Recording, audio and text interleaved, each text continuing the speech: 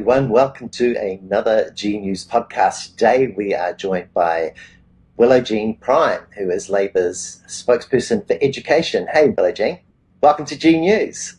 Kia ora, morena. It's great to have you here. Let's start. In March 2025, you were appointed to be Labour's spokesperson for education, and it's now nearly Christmas 2025. How would you summarise what's been going on in education, what you've heard, what you've seen under this government so far?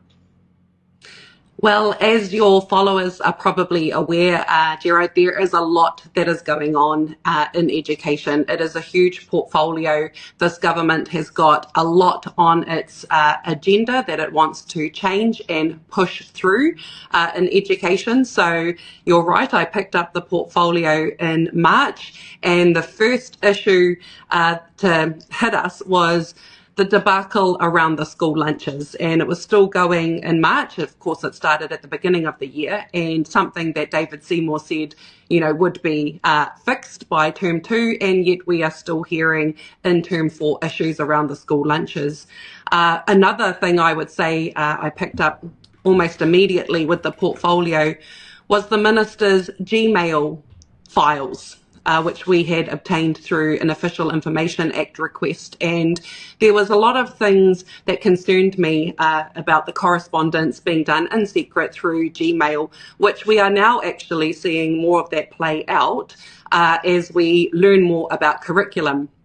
Because that was one of the concerns that I had, was there was so much correspondence between the minister and various people whose names are redacted about curriculum changes. And I wondered why that was happening and why the minister was taking such a personal interest in the curriculum.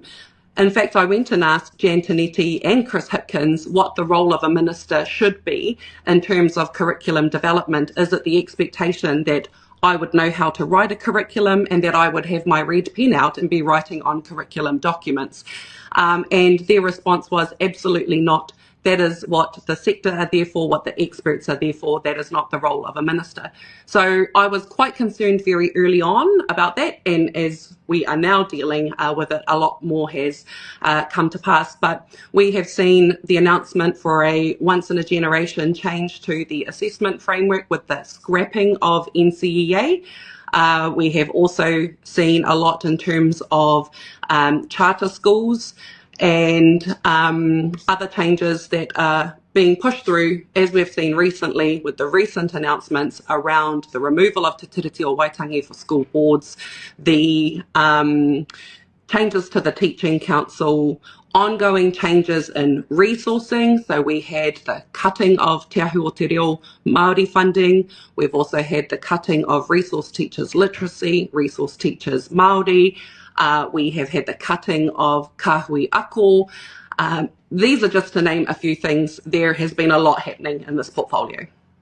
There certainly has. That's a huge amount there. We'll probably be able to unpack a little bit of it here in this interview. But we'll just start off with the recent scrutiny week when it came to light that the Education Ministry had advised Erica Stanford to consult Māori on treaty clause changes, and they even warned her not to do it. She ignored their advice, from what I can see, and didn't consult her treaty partners. So do you think Erica Stanford has adequately explained why she did not consult Māori over changes to the legal obligation to give effect to Te Tiriti o Waitangi? What's your view on what we are seeing here? No, I don't think the minister has adequately explained the reasons for the change and the way in which she and the government went about this change. So this was something that was announced in the committee stage in the House, that they would now remove the requirement for school boards of trustees to give effect to Te Tiriti o Waitangi. So to be really clear, that was not consulted on, that was not, it did not go through a select committee process. It simply was introduced as an amendment paper in the House. Therefore, nobody in the public had the opportunity to participate in any democratic process about it. That was rushed through, and the law is now in place. So when we were asking the minister questions, who did you consult? It's very clear that she did not consult anybody outside of her cabinet colleagues and government departments. There was no consultation with Māori. Now, I find it really ironic that the minister says on the one hand she takes her treaty responsibilities really, really seriously, and yet she fails to do one of the fundamental things, which is to consult your treaty partner about te tiriti and changes. So I can't accept that the minister takes those duties really seriously and then ignores the advice of her officials and doesn't consult Māori at all on these significant changes to te tiriti o Waitangi under law. As a result of this trampling over official advice and not consulting, like not being a good partner, a treaty partner, there's now been the most recent update I've seen is 1,725 schools choose to uphold their obligations to give effect to Te Tiriti o Waitangi, and that's about 69% of schools, 725 SEE kindergartens in Kohanga Reo. Plus, there's been a 24,000 people strong petition signed calling for the immediate reinstatement of school Te Tiriti o Waitangi obligations. And the government's claimed that this is all pressure from the unions, but that's been 100% debunked as a big lie. So what do you make of all this huge reaction? Well, first I think that this government is out of touch, that they act in a very undemocratic way, and that this is a win for Hobson's Pledge. They are the ones who were advocating for this, and the minister basically caved and gave in to that and made a change through the House, like I said, without consultation, without a select committee process, to remove this requirement of school boards of trustees to give effect to Te Tiriti o Waitangi. What we have seen from Aotearoa whānui right across New Zealand is a rejection of this minister and this government's move to remove those obligations. You know, at first they were really dismissive of the fact that it was only 200 schools, you know, and now we have over 1,700 schools. They were also really, you know, dismissive that this was done on their own volition. Communities, whānau, boards of trustees, schools, principals are doing this not because anybody is pressuring them to do it. They're doing it because they know it is the right thing to do for their tamariki, their schools and their communities. And so to have the minister say that she finds it frankly disgusting and awful, and insinuating that this is all done by people pressuring these schools to, you know, take this action, again, is out of touch, continues to deny that this move that they have made is being rejected right across Aotearoa and continuing to grow day by day. There's a lot of talk around the traps about transparency and the Gmail stuff that you mentioned there. And you also mentioned how last year we saw a $30 million cut to Te Ana o Te Reo Māori, which was about teaching teachers Te Reo Māori learning skills. And we've since heard about difficult words being removed. Could you tell us a bit about On the Marae and Erica Stanford's very difficult Te Reo Māori words? What happened there? So again, another saga that has plagued this minister and this government. It's very clear from the correspondence that the minister was advised by some experts, who those experts are, we don't know, but advised by some experts that having te reo Māori words in junior readers is causing confusion and, you know, is problematic. Now that is also disputed by experts, our academics from Canterbury University, for example. So what we saw with At the Marae was the minister's own writing and signature on advice, you know, provided by the ministry and decisions where she is directing the removal of At the Marae a book with, according to her, a lot of very difficult te reo Māori words in it.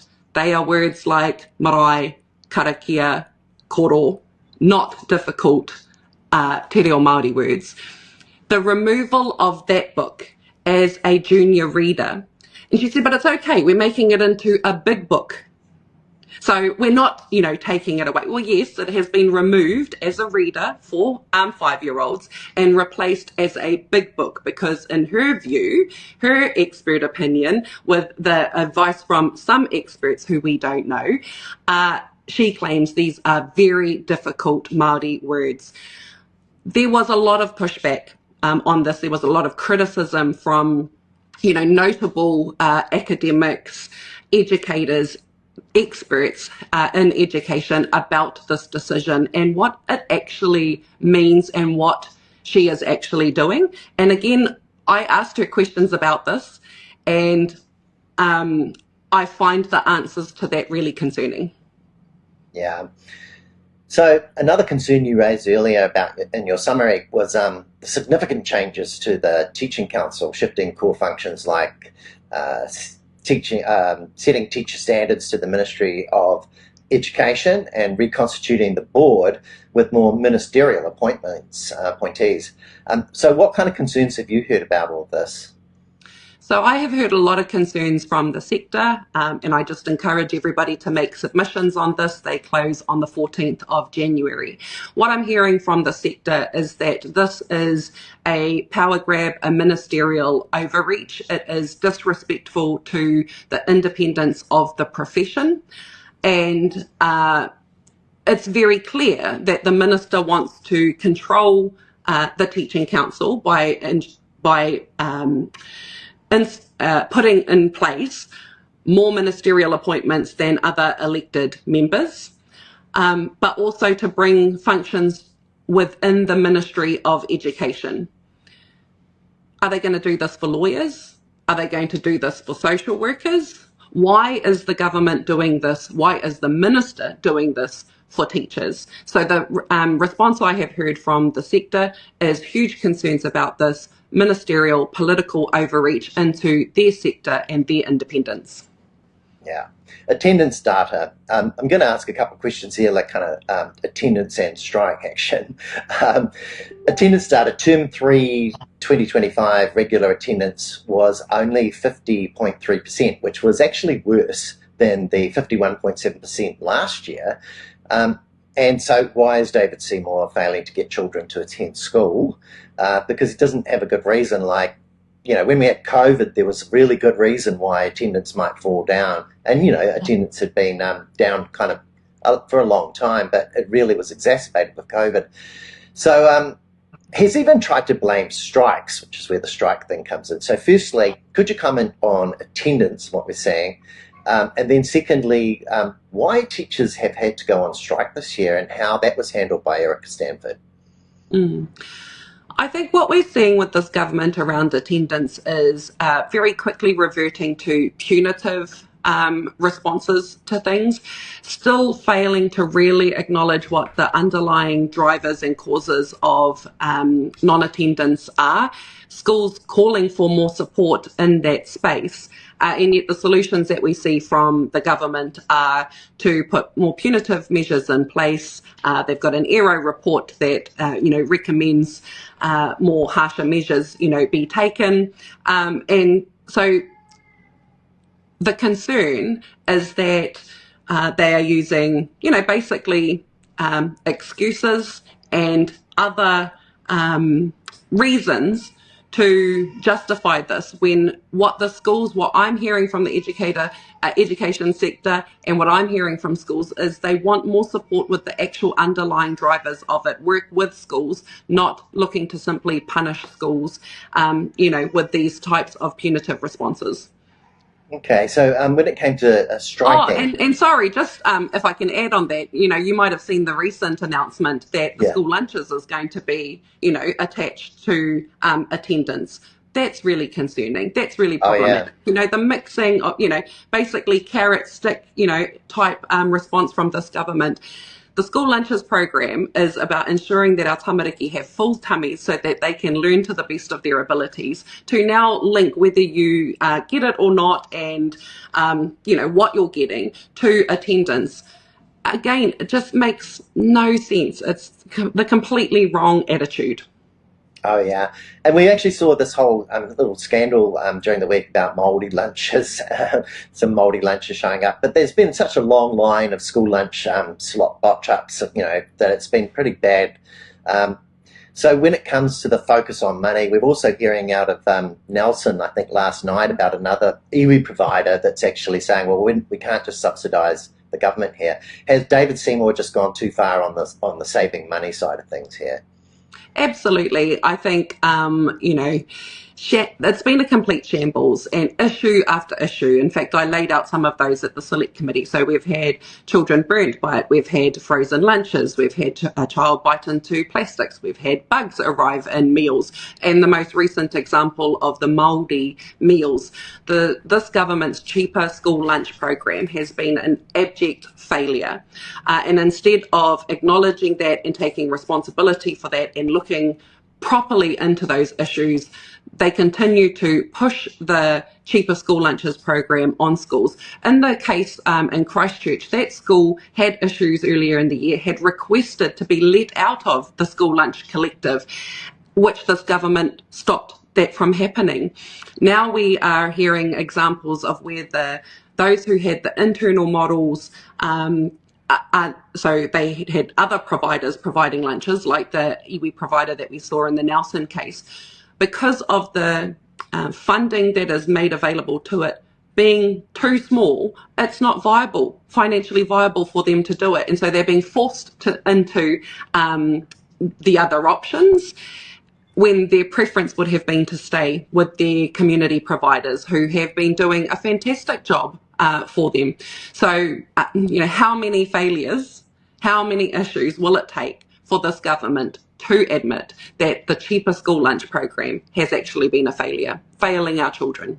Curriculum changes. Some have described the latest curriculum as like a foreign document, and this latest version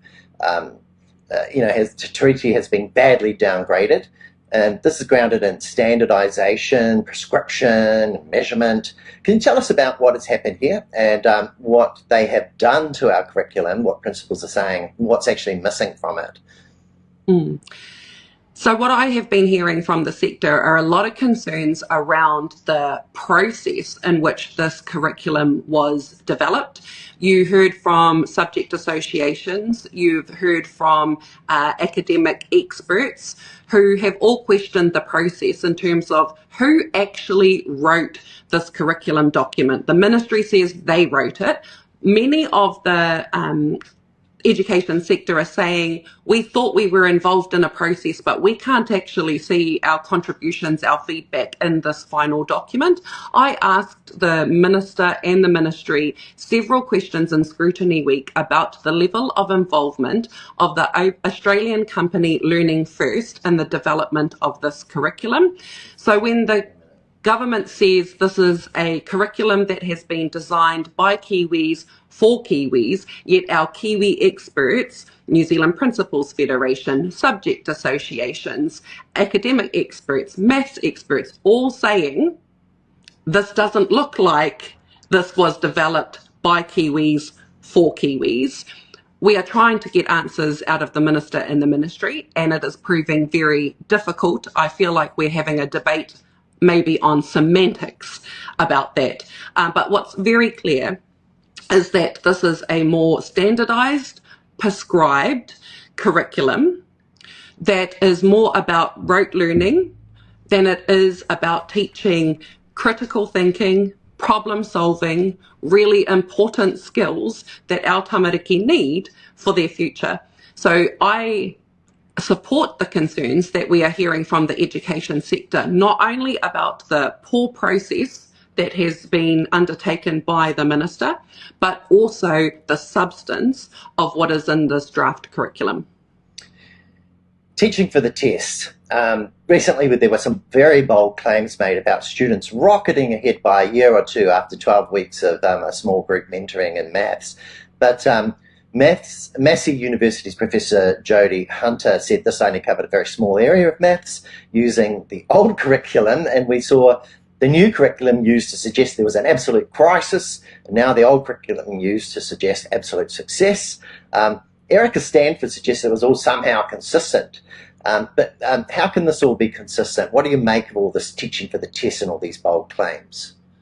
Again, I think there are a whole lot of unanswered questions there, and legitimate questions from the sector about these results and this test. And when I put some of those questions to the Minister in the Herald Now interview that we had, she said that it wasn't her that designed the test, it wasn't the ministry that designed the test, that it was psychometricians that designed this test. So in Scrutiny Week, I asked who those psychometricians were that designed this test. I asked about when the final report and evaluation will be done. I asked when that will be independently peer reviewed so that we can all have confidence in the data and the information that the Minister is giving us. We don't have those answers. We still have those questions that are there. The Minister was quick to say, oh, whenever we don't like the data, we turn to the methodology. Well, methodology is important when you are, out there boasting these results and you have experts who are asking for the methodology behind that, the robustness of the study that was done, the results that we're getting, and the way in which the messages are being given to our parents. I think it was misleading to claim that we've had this huge success in maths when parents won't understand that it is just one small area of maths that has been tested, that has been tested according to work that they have done, and the criticism and concern being, were children being taught to the test? Were they tested on one curriculum that they hadn't learnt to get the base data, and then being tested on a curriculum that they have since learned to get the improvements? I think those are all questions that should be answered by the Minister and the Ministry. Parents deserve to know. Yeah. And because this is the other thing, the question is that $40 million is being allocated to the expansion of this program. We want to know that this is the best use of our education dollars, and I feel that there are questions that haven't been answered by the Minister and the Ministry about that. Certainly. NCEA reforms. What was good about that, but also what wasn't good? What was bad about that in your view?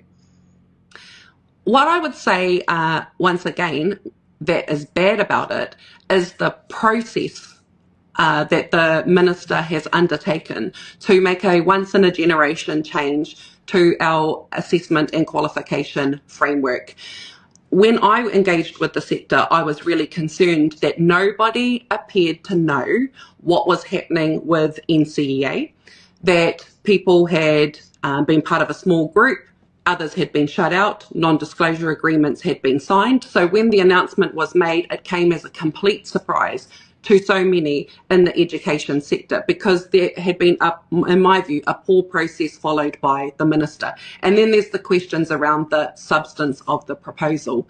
What I am really concerned about is the one piece of advice that we got from ministry officials that has been made publicly available shows that for a large number of students, Māori, Pacifica, low socioeconomic, neurodiverse learning disabilities will do worse under this proposal. The advice says these students will have worse results under this NCEA proposal, and the Minister still signed it off anyway. So here the Minister is, with knowledge that this will do harm to a group of learners, and signs this proposal off anyway. The other thing is that the government, when Labour was in government, we undertook a consultation process. Over 6 months of consultation, we co-designed with the sector a strengthening of NCEA, so identifying what those issues are and what needed to be done. That was done with the sector. It had the support of employers. It also had cross-party support. This Minister decided to scrap all of that, put all of that aside. Her justification for it was, we need curriculum before assessment. There was no curriculum before assessment. She announced the entire scrapping of it instead of the already agreed strengthening of those areas. So there was concern. Over 120 school principals in a very short period of time, because there was only 6 weeks for consultation, signed an open letter expressing their concerns about this. Wow. Okay, so finally, what are the key priorities that Labor will fix in our education system if you are elected to government in 2026? Yeah, kia ora. Thank you for that question, Gerard. As you and others might know, we are still in the process of our policy development, and our manifesto will be released next year. So what I have been doing in the time that I've had the portfolio is to listen to the sector about what their concerns are in education and what they would like to see. What they like about what's happening currently, what they don't like about what's happening currently, and what will we need to do when Labor comes in. And some of that, as we can see at the moment, is still unfolding, as we have seen curriculum changes just announced, for example. So outside of what's happening in the here and now, that requires more listening, more work to do, I think the concerns that I've heard from the sector that are top of mind are things around learning support. So I'm concerned that this government is simply putting more money into a system which we know is broken.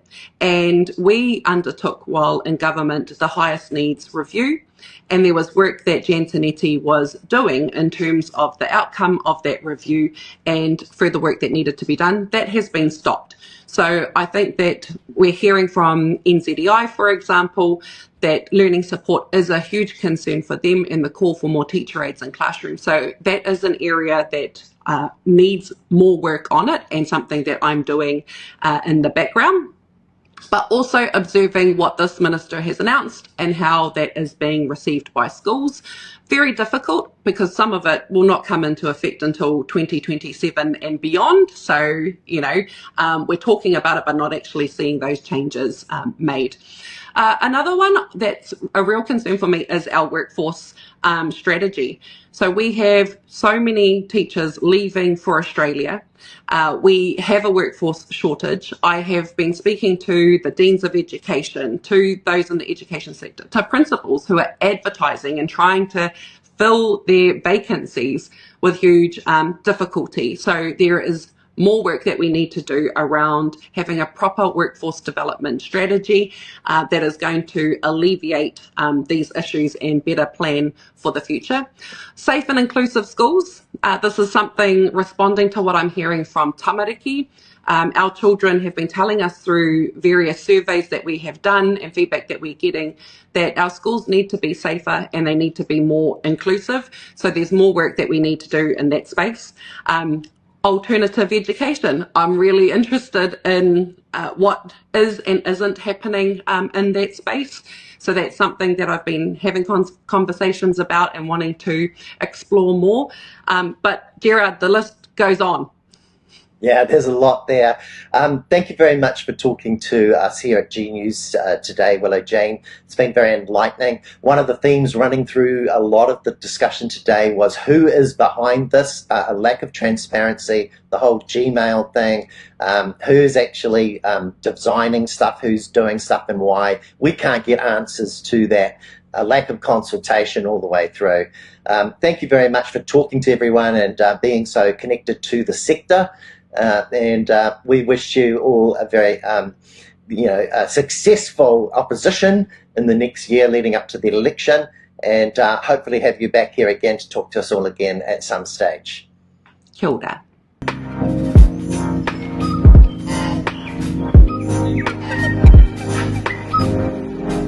Welcome to G News, the good news. Yeah, right.